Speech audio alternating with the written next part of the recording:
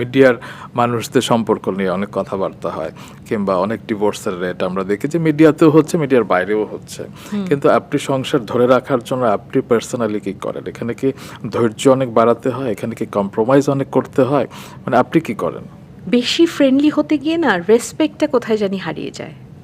Respect কিন্তু সবাই চায়। আপনি একটা বাসায় হাঁস মুরগি পালেন, বা আপনি আপনার মুরব্বিদের সাথে কথা বলেন, আপনি আপনার সমবয়সীদের সাথে বলেন, ছোট বড় যাই বলেন, রেসপেক্ট কিন্তু সবাই ভ্যালু করে। আপনি Right. রাস্তায় হতদরিদ্র একটা মানুষ যে 3 দিন ধরে খায় না, ওর মুখের উপরে এরকম করে একটা 1,000 টাকার বান্ডিল ছুঁড়ে মারেন, দেখবেন ও কিন্তু নাও নিতে পারে।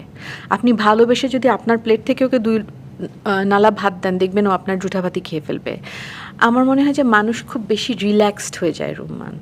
ওইটাই বললাম যে সবসময়ই কিন্তু একটা যত্ন রাখতে হয়।